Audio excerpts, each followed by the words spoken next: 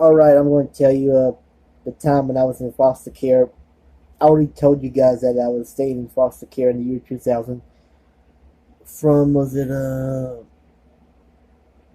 May to January of 2001.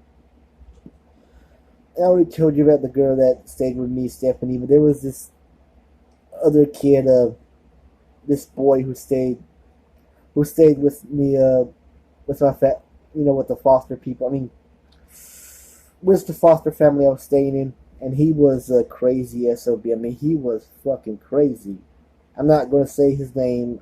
I'm gonna I'm gonna try to. I'm gonna let you guess his name. Let. I'm gonna say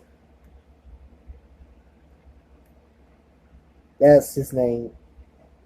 For people who could read lips, you probably know. You probably know what I said. But anyway, this little kid, he was. I think he was 8, 9.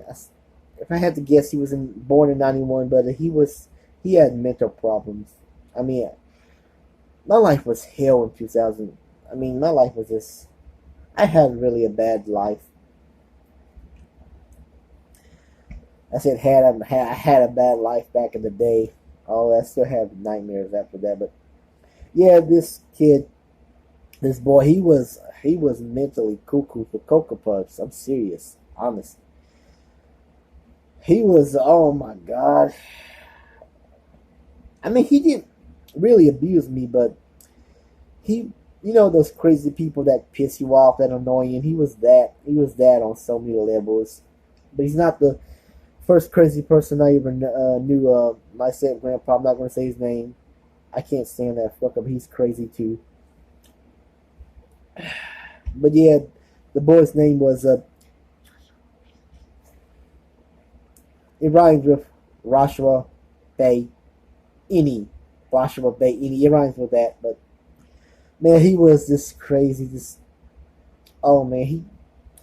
I remember he had blue eyes, brownish, light brownish hair. It almost looked red, but I think it was brown hair. But man, he was just a little asshole. He was a little asshole. I'm serious. Oh man, I couldn't stand him.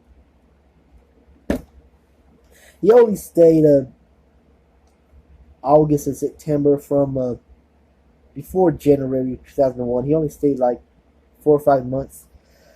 But he went with us on vacation, not vacation, but the foster family and I took a trip to Orlando, Florida, and Disney, not Disney World, but Universal Studios.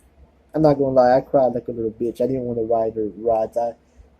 I had problems back then, and I cried. I didn't want to ride the rides. I was scared for some reason, but I was looking forward to the Back to the Future ride. But that's the story for another day.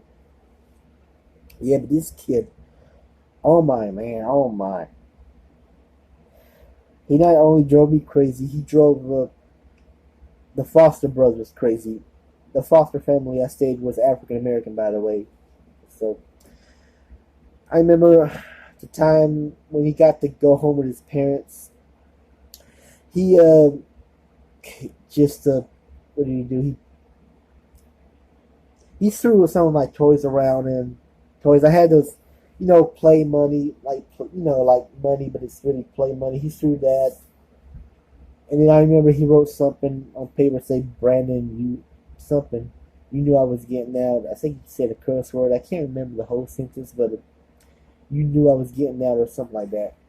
Going to stay with his family for the whole weekend, and he also came. I think he came into my the Foster brothers' room and messed up his hip hop CDs or something and messed up his Timberlands. I always remember that. I always remember the mother always yelling at them. It's their fault. I forget, but I think I know he had medication, but I don't think that medication helped him at all. I also remember. I remember he told a story that his dad robbed a lunch lady. I always remember that. I don't know if this was in school, but he robbed a lunch lady. And I remember he had a picture of his dad, who was lying on the bed, shirtless. I'm just saying I remember that picture, but I remember one night when this other social worker, this other African American lady who was a social worker, Joshua was really in a crazy mood. I was, they had bunk beds. I had to share a bunk bed. I always had the top bunk in that room, and he had the bottom. But they called a cop. I swear to God, this happened. They called a cop, and they had to restrain him. He was, first the social worker. I remember trying to restrain him. I didn't see it, but I always remember hearing it. He was like, "Let me go, okay? I'll be nice. Let me go." He was mentally insane. Oh my God, he was fucking crazy. What else? I'm trying. He always had an attitude problem with me. I mean, some days can be nice, but a lot of times he was just this crazy freaking asshole. Oh man, I don't know what was his problem. Bipolar or something. It couldn't be bipolar. Maybe he was bipolar, but really by higher bipolar level. I'm not a psychologist. I can't explain the craziness. I know we have a lot of diseases for craziness, a lot of mental problems, people with mental issues, but he was on that level, that upper level. What else? I remember he said he used to have a old Nintendo system that had that video game Dick Tracy, and the original Nintendo. I don't know if he had it in his house. I don't know where he lived. I really didn't care, by the way.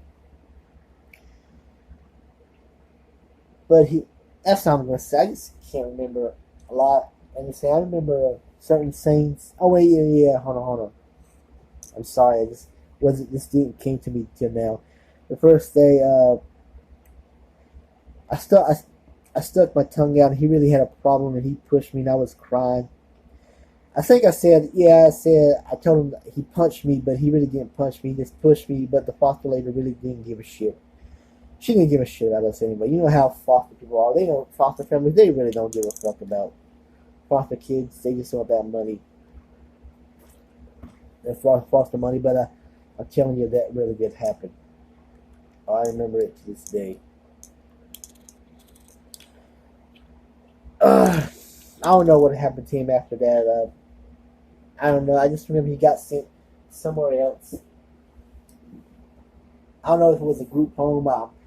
I guess if I had to guess, where he is now, he's probably in a group home. I don't know where he's at.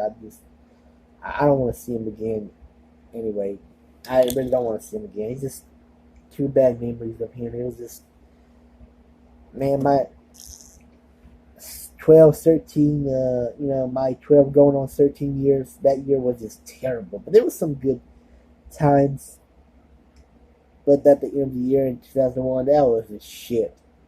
That was just so fucking bad. I'm sorry. I'm just being honest. But yeah, I don't know what happened to him. I really don't give a damn. But I just feel like telling you guys this. I don't know if he's still alive. Maybe if he is still living, he could just see this and be like, Brandon Burns, I'm going to get you for telling this story. But, that's all I'm going to say. Anyway, that's it. I'm out. Oh, and please subscribe to my channel. You don't have to like me. You don't have to respect me. Just subscribe if you want to subscribe to my channel. Anyway, have a good one.